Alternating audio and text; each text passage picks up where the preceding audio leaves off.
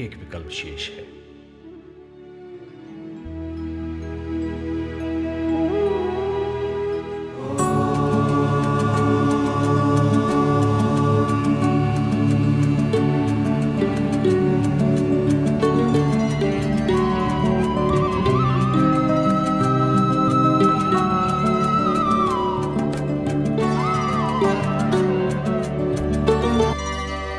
सूर्योदय, प्रणाम गुरुदेव। प्रणाम दादाश्री। आयुष्मान भव।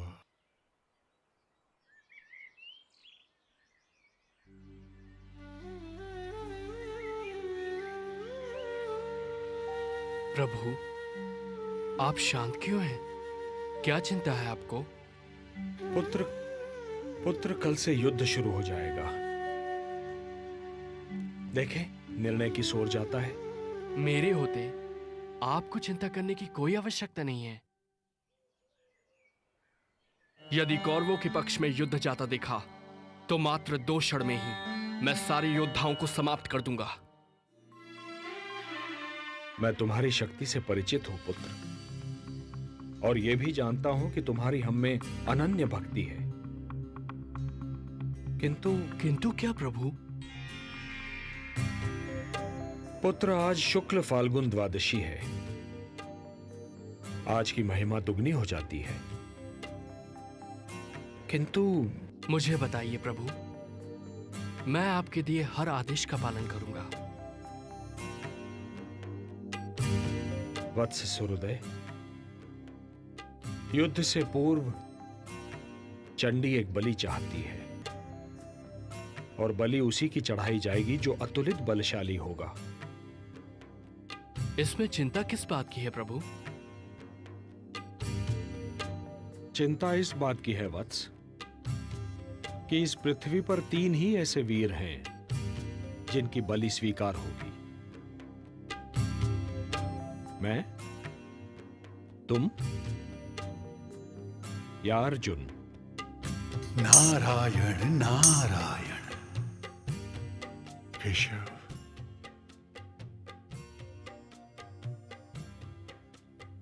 बस इतनी सी बात है केशव? क्या यही आपकी चिंता है?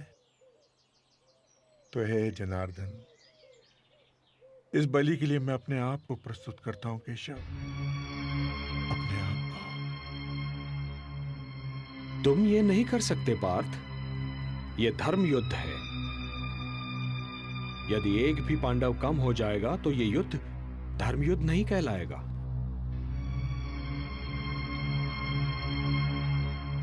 बस एक ही मार्ग शेष है।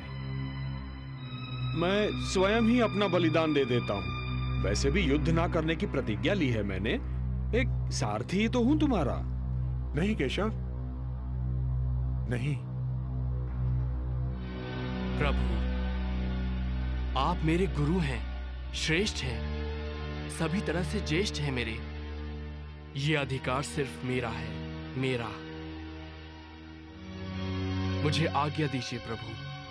आपके चरणों की सौगंध खाकर कहता हूं, आपके उद्देश्य को पूरा करने के लिए मैं अपने शीश की बलि देता हूं।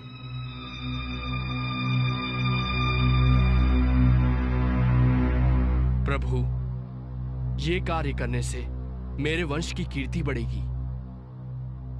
ये सौभाग्य मैं अपने हाथों से नहीं जाने दूंगा प्रभु।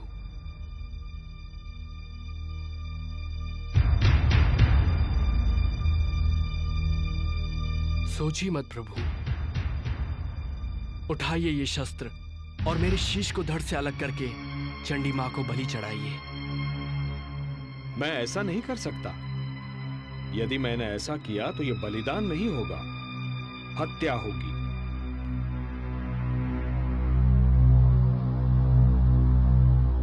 जब मैं स्वेच्छा से ये शीश आपको सौंप रहा हूं तो यह हत्या नहीं कहलाएगी। धर्म यह कहता है वत्स कि बलिदानी स्वयं दान दे। यदि मैं ऐसा करता हूं तो वो हत्या ही कहलाएगी।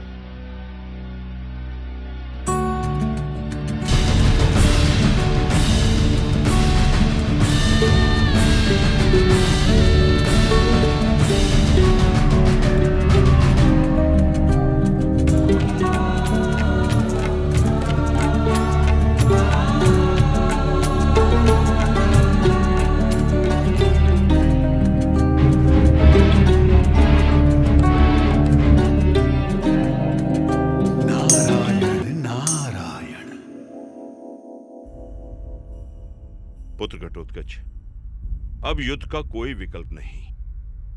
धर्मराज, घटोत्कच पुत्र बर्बरीक ने श्री कृष्ण के कहने पे अपना शीश दान कर दिया।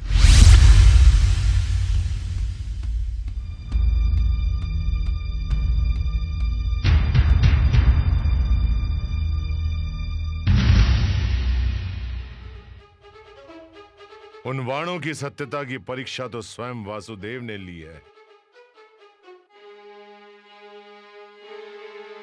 इसमें तनिक भी संदेह नहीं कि वे वाण क्षण में पूरे युद्ध को समाप्त कर सकते हैं। अर्थात इसका तात्पर्य ये हुआ और हम बिना युद्ध किए ही हार जाएंगे। अरे भांजे, तुम सदैव विपरीत ही क्यों सोचते हो? क्यों मामाश्री? दुशासन सत्य ही तो कह रहा है। अरे भांजे, अभी अभी ज्ञात हुआ है कि भीम के पौत्र बर्बरीक ने कृष्ण के कहने पर अपना शीश दान कर दिया है।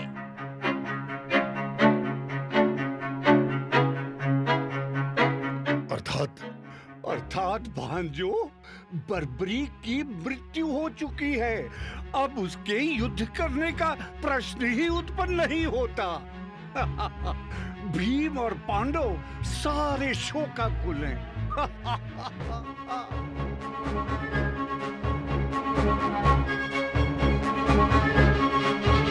अवश्य इसमें भी कृष्ण का कोई उद्देश्य होगा।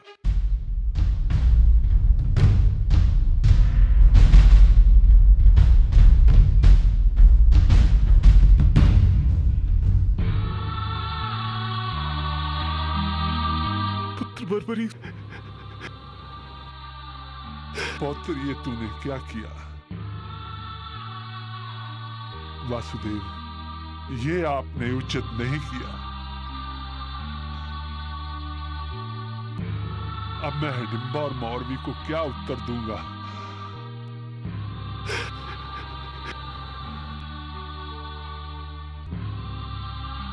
हे ईश्वर, ये तेरी कैसी लीला है? कौन सा पाप किया था मैंने? इससे तो अच्छा होता पुत्र बर्बरीक से पहले मुझे ही मृत्यु आ जाती। कम से कम ये दुख तो नहीं सहना पड़ता। ये आपने क्या किया वासुदेव? और इसके पीछे आपका क्या उद्देश्य है? बोलिए ना केशव।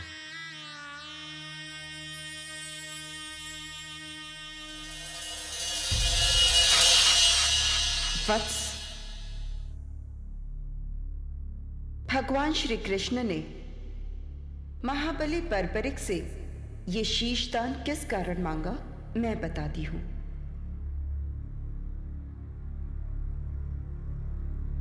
ब्रह्मदेव द्वारा घमंड करने पर इन्हें यह श्राप दिया गया कि अगले जन्म में जब पृथ्वी पर धर्म की रक्षा के लिए युद्ध होगा, तब श्री कृष्ण के द्वारा इन्हें मोक्ष प्राप्त होगा और वे ही इनकी मृत्यु का कारण बनेंगे। इसलिए इसमें श्री कृष्ण का कोई दोष नहीं। आपको श्री कृष्ण पर कोई दोष नहीं लगाना चाहिए।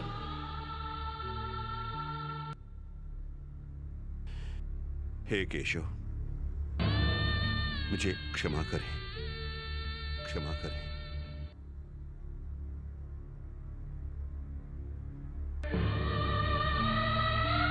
हे देवी, ये एक भक्त का शीश है। इसे अमृत से सींचो और अजरामर बना दो।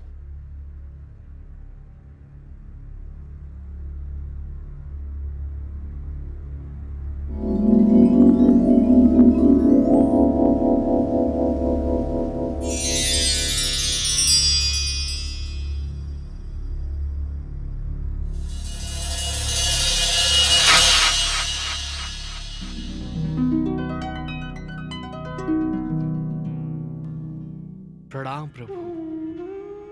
कीर्तिमान भव।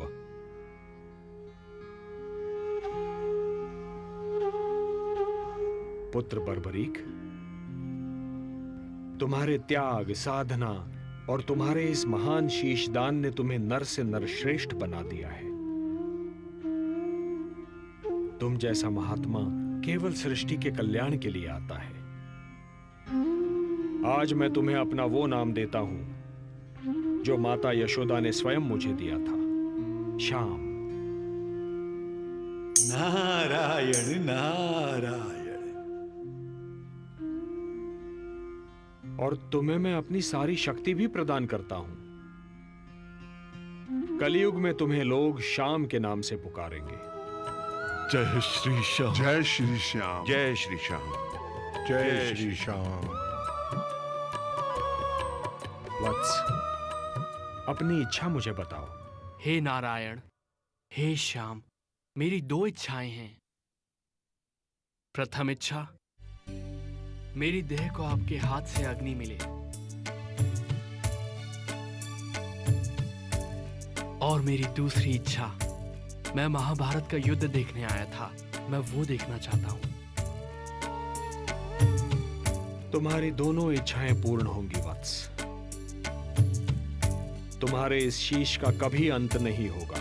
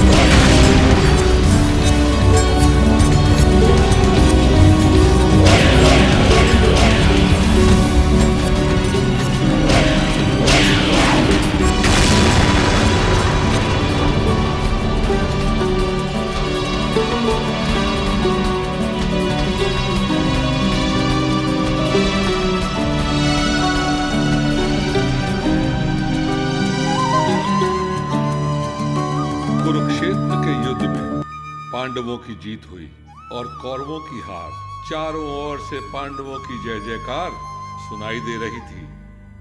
पांचों पांडव इस युद्ध का श्रेय स्वयं ही ले रहे थे। मैंने धर्म की मर्यादा का पालन करते हुए युद्ध का संचालन किया और इसीलिए हमें विजयश्री का प्रसाद मिला। बड़े भैया, इस युद्ध के सबसे बड़े खलनायक दुर्योधन का वध यदि मैं न करता तो ये युद्ध कभी जीता नहीं जा सकता था। मजले भैया, यदि पितामह भीष्म बाणों की शैया पर नहीं लेटे होते तो विजय हमसे कोसों दूर होती।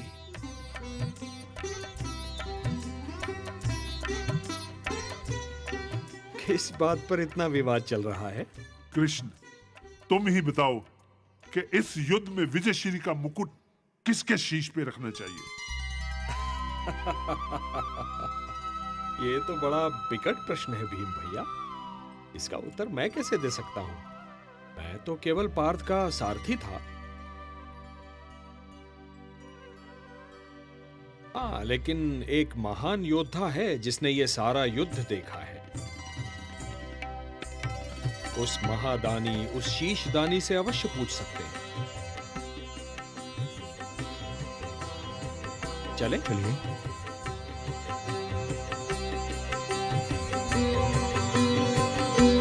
नारायण नारायण।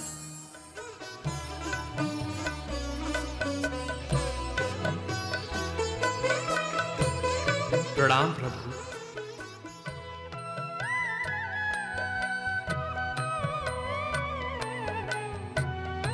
हे शीशदानी, तुमने महाभारत युद्ध देखा? हाँ नारायण, संपूर्ण देखा। तुम्हारे ये पांचों पितामह इस बात पर विवाद कर रहे हैं पुत्र कि इस युद्ध में विजय किसके कारण प्राप्त हुई।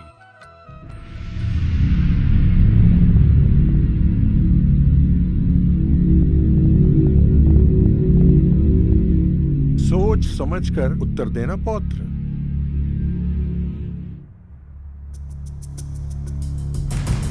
ना जाने किस आधार पर आप सब अपने आप को इस युद्ध का नायक मान रहे हैं। आप बड़े दादा धर्मराज युधिष्ठिर, आपने असत्य भाषण करके अपने गुरु द्रोणाचार्य का वध कर दिया। मेरे पितामह भीम, आपने गदा युद्ध के नियमों का उल्लंघन करके दादा दुर्योधन का वध किया। गांडीवधारी आपने तो युद्ध से पूर्व ही गांडी फेंक दिया था। पितामह भीष्म को आपने शिखंडी का आश्रय लेकर बाणों की शैया पर सुलाया। दादा कर्ण से आपके प्राणों की रक्षा के लिए मेरे पिता घटोत्कच ने अपने प्राणों की आहुति दी। नहीं, आप में से कोई भी नहीं है। इस युद्ध का नायक, इस युद्ध के एक ही महानायक हैं, मेरे गुरुदेव श्री कृष्ण। मुझे तो पूरे युद्ध में गुरुदेव श्री कृष्ण और उनके सुदर्शन चक्र के सिवा और कुछ नहीं दिखाई दिया। गुरुदेव श्री कृष्ण केवल दादा अर्जुन के सारथी नहीं, इस महायुद्ध के सारथी थे कृष्ण, केवल श्री कृष्ण।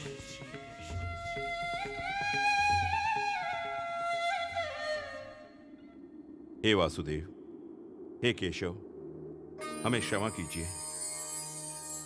अहंकार विवेक का शत्रु होता है। हे केशव, युद्ध में यदि आप हमारे साथ ना होते तो कदापि हमें विजय प्राप्त ना होती। हे शीशदानी, इस युद्ध ने अन्यायी कौरवों को दंड दिया, पांडवों को हस्तिनापुर का राज्य दिया, मानवता को शांति दी। किंतु इस युद्ध ने तुम्हें क्या दिया पुत्र? हे नारायण, ये आप भली भांति जानते हैं। मुझे अपने कर्म का कोई पुरस्कार नहीं चाहिए। हे निष्काम कर्मयोगी, तुम्हारे कर्म का पुरस्कार तो मैं तुम्हें दूंगा। कलयुग में तुम मेरे ही नाम से जाने जाओगे और मेरी सारी शक्तियां तुम में निहित होंगी।